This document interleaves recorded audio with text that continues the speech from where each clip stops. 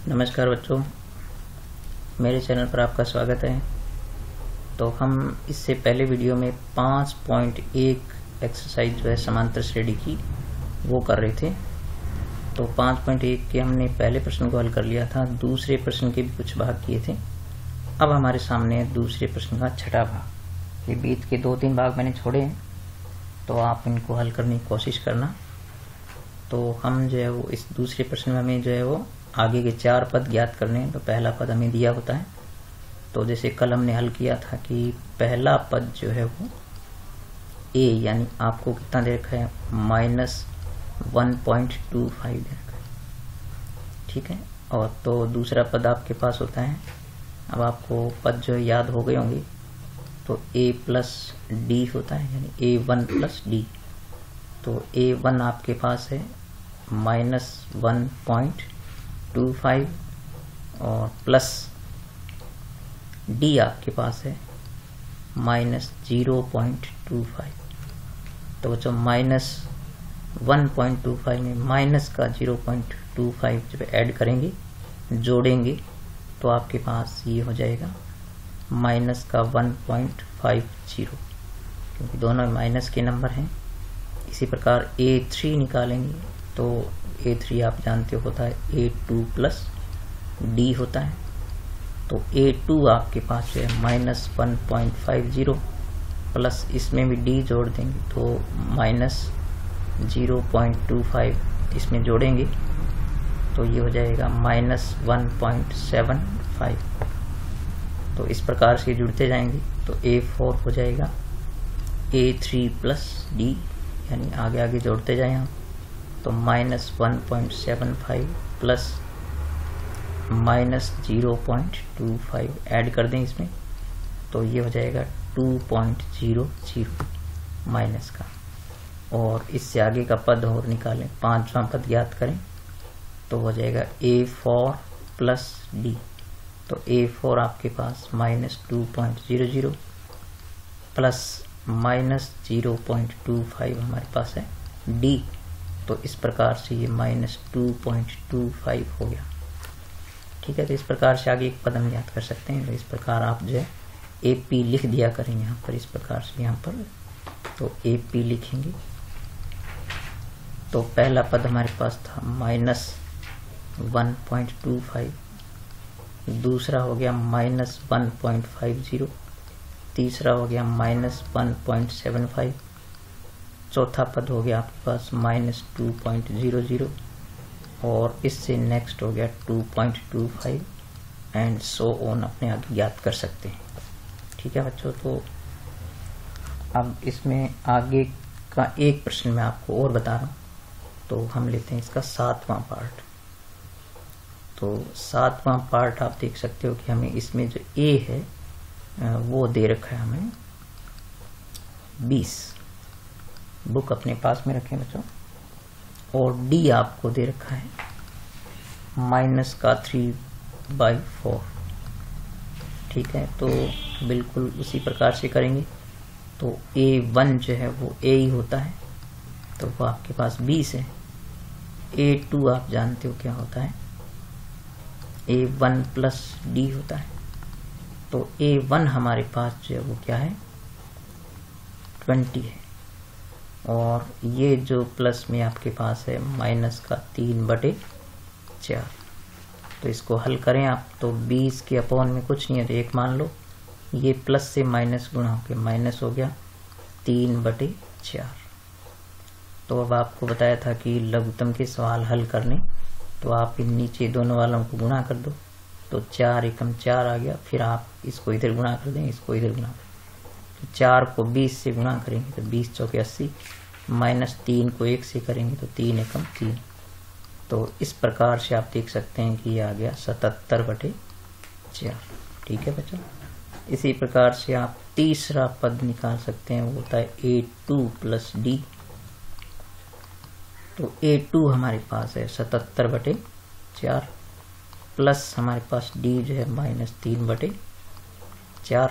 तो इसको आप सरल करें, सरल करेंगे तो 77/4, और ये वाला जो प्लस है वो माइनस से गुणा होकर के ये थोड़ी विधि आप सीखें जिनकी गणित थोड़ी सी कमज़ोर है, ये किस प्रकार से प्लस माइनस हल होते हैं।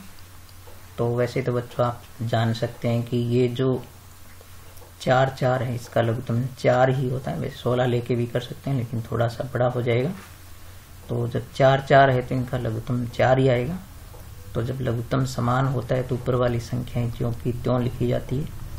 तो इस प्रकार से ये आ गया आपके पास 74/4।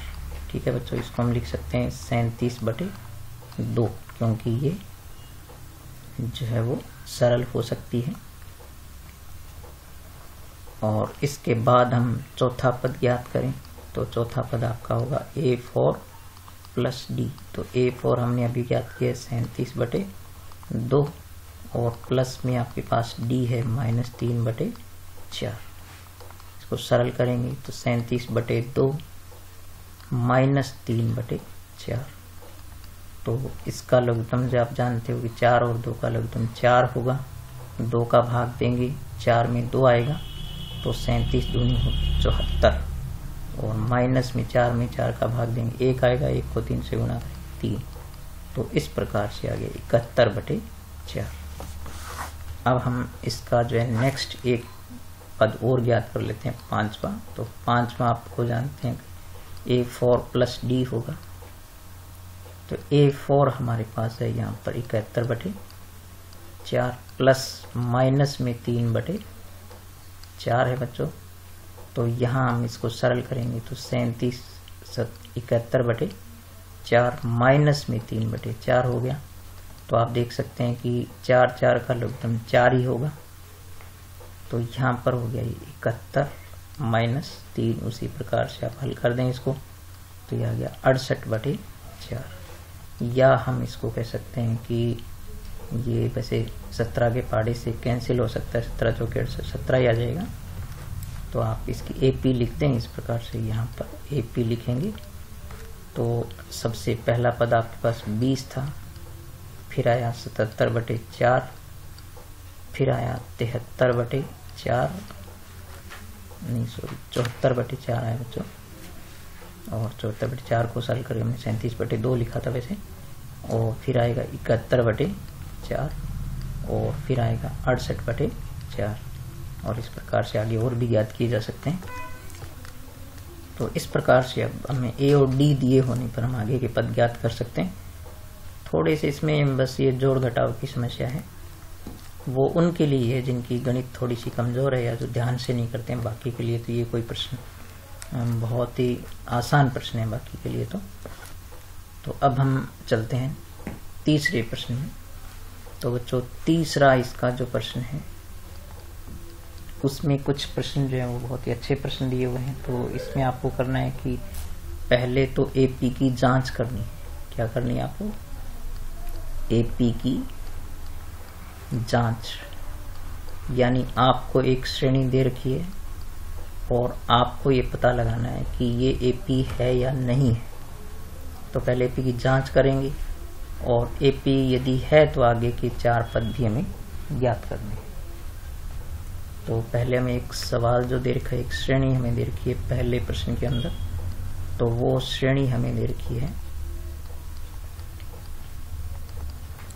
श्रेणी हमारे पास है 2, 5/2, 3, 7/2 इस प्रकार से ये दे रखी है। तो पहले तो हम AP की जांच करें। तो आप हर प्रश्न में पहले ये लिखेंगे कि AP की जांच। तो AP की जांच का आप तरीका लगाएंगे इसमें। तो AP की जांच करेंगे आप, तो ये तरीका लगाएं आप हमेशा ही। A2 - A1 बराबर होना चाहिए A3 - A2 और वो बराबर होना चाहिए A4 - A3। तो ये A तो आप जानते हैं, जैसे ये आपके पास हो गया A1, ये हो गया A2, ये हो गया A3 और ये हो गया A4। ठीक है बच्चों, इस प्रकार से ये इसमें रख दें। तो A2 हमारे पास है 5/2। ठीक है, और माइनस में A1 हमारे पास है 2। इसके अपॉन में कुछ नहीं है तो 1 मान लें। फिर A3 माइनस A2, तो A3 हमारे पास है 3 अपॉन में इसके 1 मान लो, माइनस में A2 हमारे पास है 5/2, फिर A4 हमारे पास है 7/2 और A3 जो है वो हमारे पास है 3, तो 3 के बटे मान लो 1। अब इनको लघुत्तम लेकर हल कर लो, तो लघुत्तम से हल करेंगे तो 2 और 1 का लघुत्तम 2 एकम 2 आ गया, यहाँ भी जो लघुत्तम 2 आएगा और यहाँ भी लघुत्तम 2 आएगा।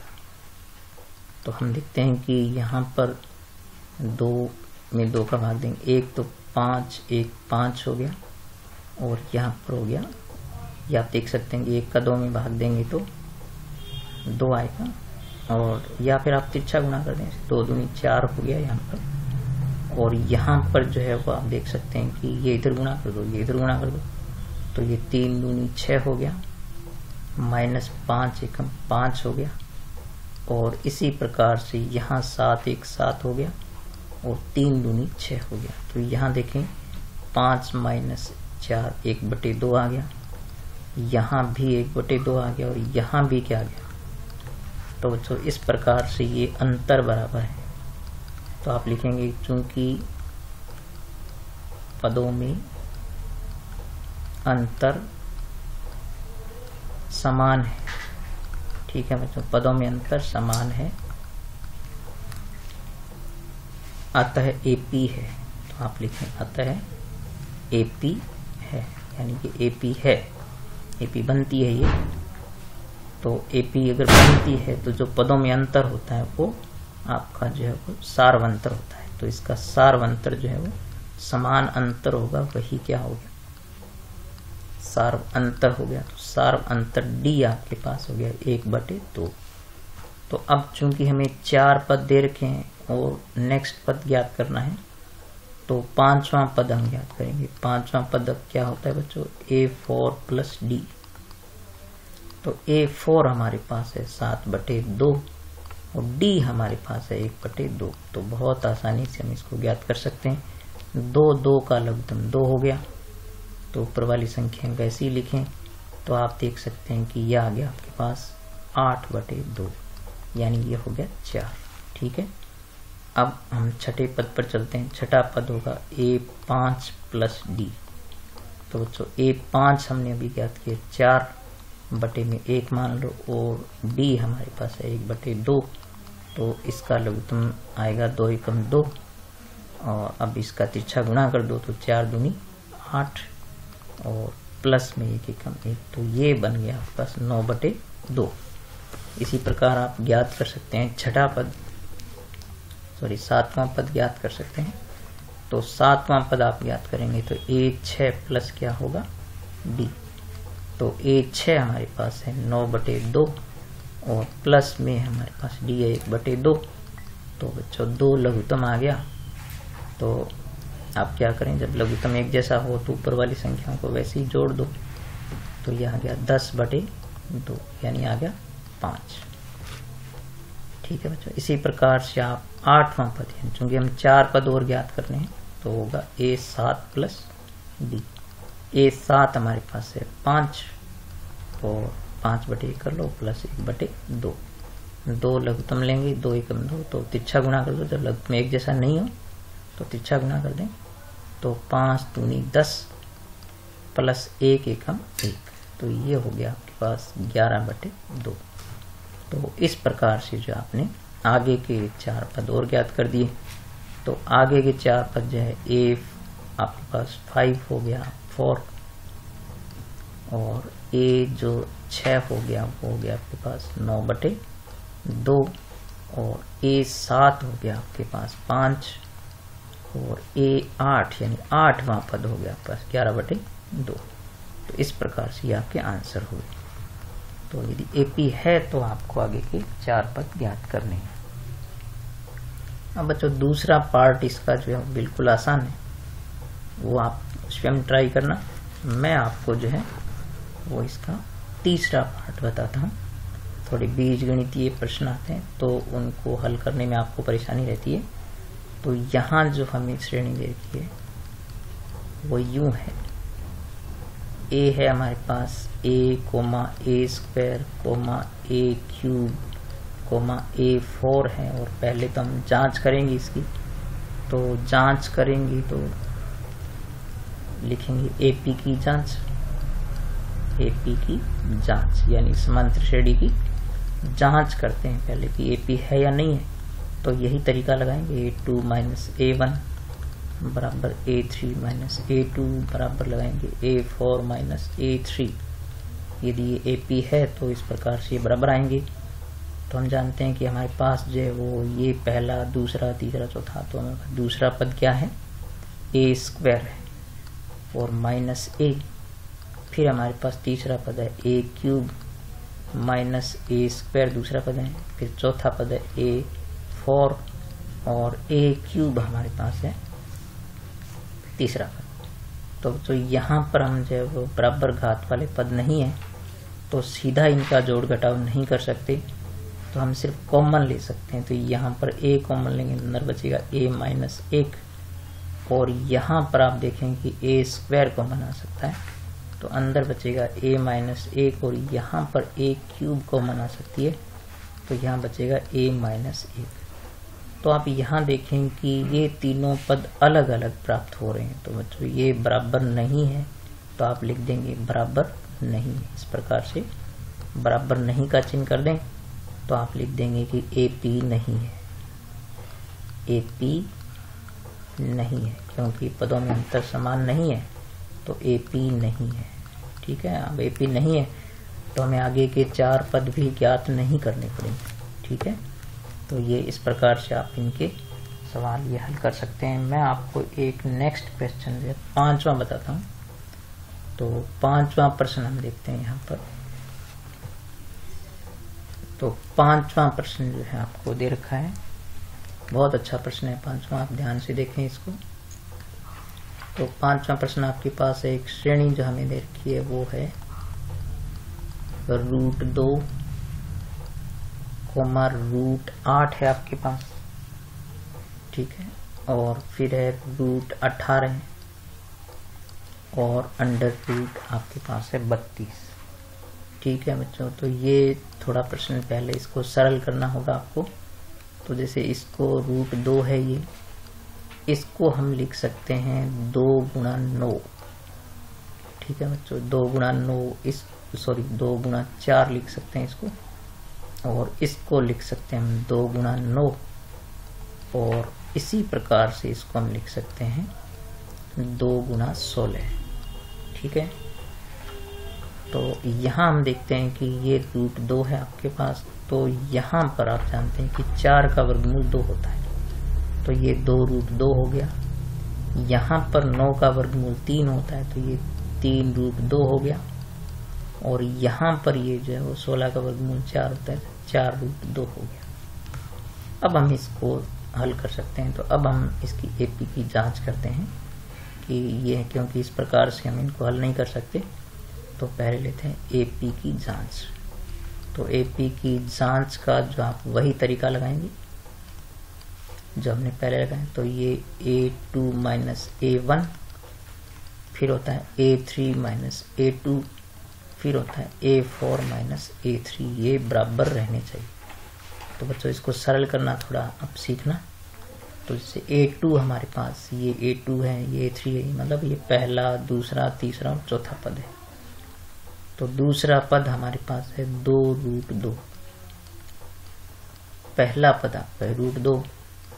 फिर हमारे पास तीसरा पद है 3 √2 और दूसरा पद है 2 √2। फिर हमारे पास चौथा पद है 4 √2 और तीसरा पद हमारे पास है 3 √2। ये आप यहाँ पर देख रहे हैं ये। अब हम क्या करें कि जो रूट वाले पद हैं उनको कॉमन ले सकते हैं बच्चों। तो यहाँ पर हम √2 कॉमन ले सकते हैं, तो यहाँ आपके पास बचेगा 2। यहाँ पर पूरी संख्या कॉमन जाएगी तो 1 बचता है हमेशा। और यहाँ भी हम क्या कर सकते हैं, √2 कॉमन ले सकते हैं, तो यहाँ बचेगा 3 और यहाँ बचेगा 2। यहाँ पर हम √2 कॉमन लेते हैं तो हमारे पास बचेगा 4 माइनस 3। तो यहाँ हम देखें कि 2 माइनस 1 क्या होता है बच्चों, 1। तो ये आ गया √2 गुणा 1 यहाँ भी आपके पास √2 गुणा 3 में से 2 गया 1, और यहाँ भी √2 गुणा 4 में से 3 गया 1। तो यूं आप देखो कि यहाँ पर जो है √2 आ गया, और यहाँ भी आपके पास क्या आ गया, √2 आ गया, और यहाँ भी आपके पास क्या आ गया, √2 आ गया। तो इस प्रकार से आप देखें कि ये बराबर आते हैं बच्चों। तो आप लिख दें कि चूंकि पदों में अंतर समान है, पदों में अंतर समान है, बराबर है ना, पदों में अंतर क्या है, बराबर है, अतः AP है, यानी ये समांतर श्रेणी, अतः AP है, यानी ये एक समांतर श्रेणी है।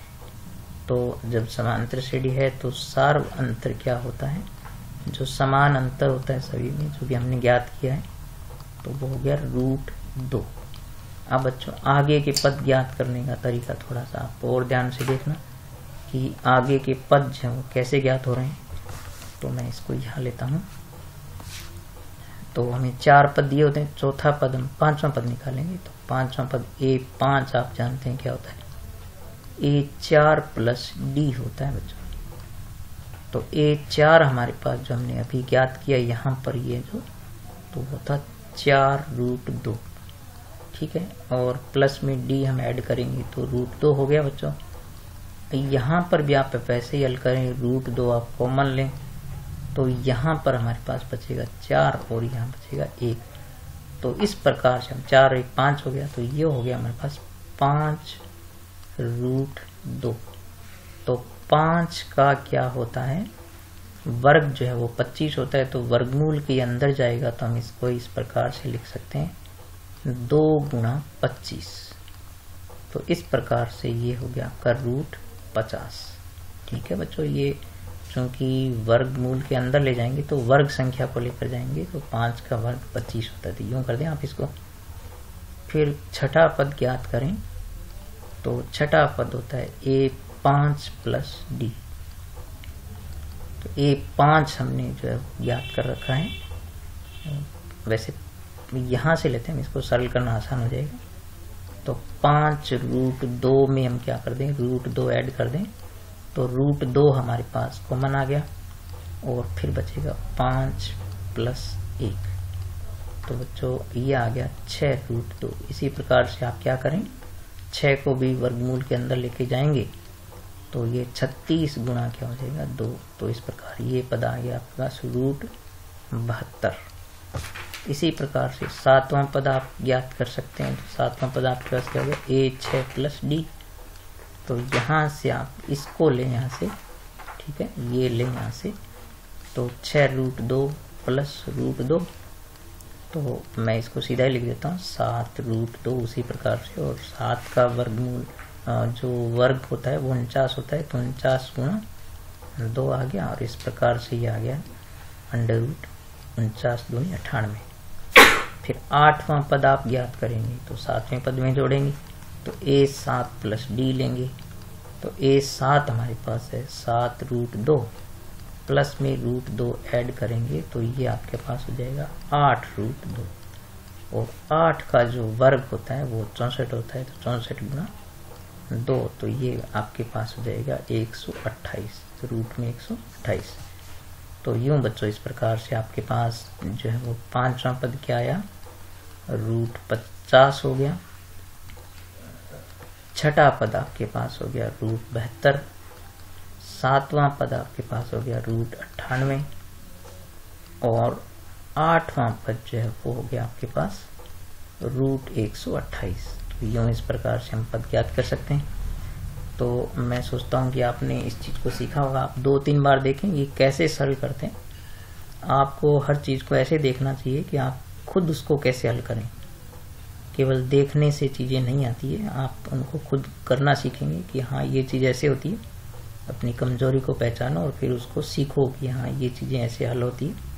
तो मैंने थोड़ा विस्तार से आपको बताया ताकि आप आराम से इसको हल कर सकें। तो मैं इसमें आपको एक प्रश्न और बताता हूँ। आपको थोड़ा वीडियो तो लंबा हो जाएगा, लेकिन एक प्रश्न में आपको और बताता हूँ। तो मैंने ये 8वें प्रश्न की कुछ चीजें पहले से लिख कर रखी है ताकि आपका कुछ समय बच सके।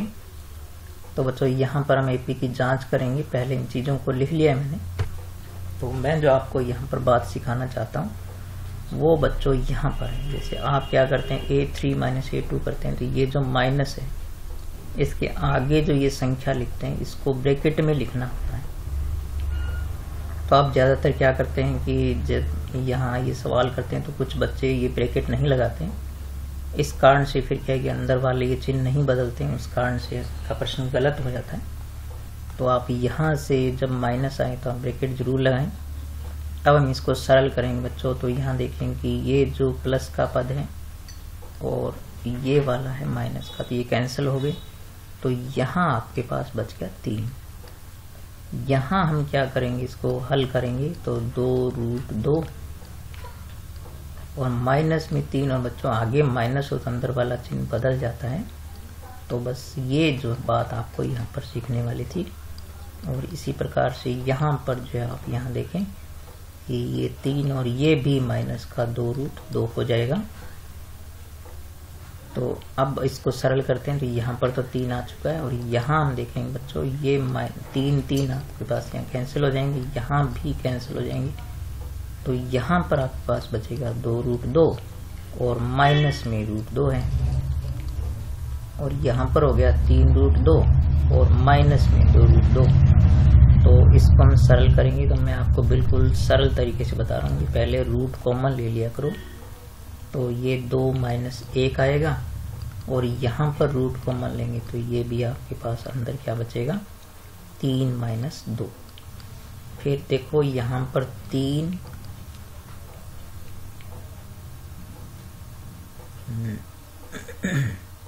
अरे बच्चों मैंने यहाँ पर जो है यहाँ पर ये थोड़ी गड़बड़ कर दी। यहाँ पर 3 आना था, ठीक है। तो ये मैं यहाँ से सुधारता हूँ।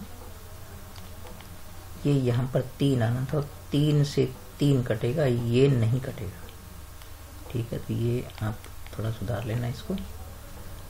तो यहाँ पर जो है वो क्या बचेगा √2।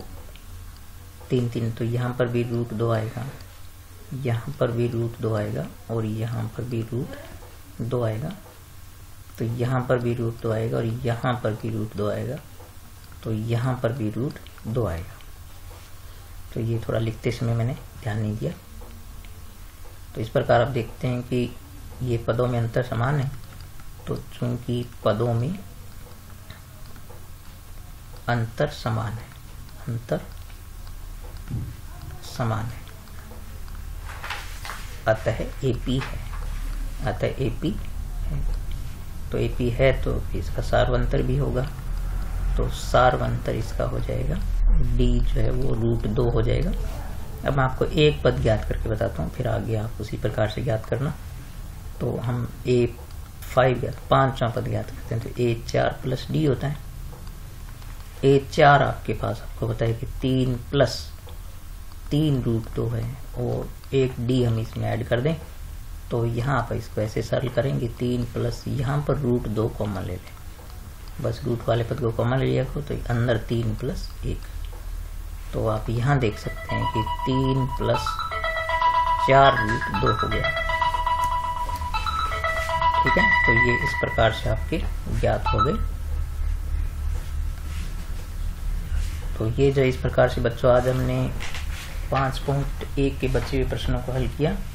तो आप जो है इसको बार बार देख करके ये शुरुआती जो प्रश्न है सारे 5.1 के, यदि इसको सरल करना सीख जाएं, यानी आपके जो सरलीकरण की समस्या है वो समाप्त हो जानी चाहिए। तो यदि सरलीकरण की समस्या नहीं रहेगी, यानी आप प्लस माइनस जोड़ करने जो है ना, प्लस या माइनस या फिर जो है वो लघुत्तम, इस सब को जो है वो आप ढंग से सीख जाएं, तो फिर आगे के प्रश्नों में आपको कोई मुश्किल नहीं आएगी, ठीक है बच्चों। तो अब आगे मिलेंगे, नेक्स्ट वीडियो में 5.2 करेंगे, ठीक है। तब तक नमस्कार।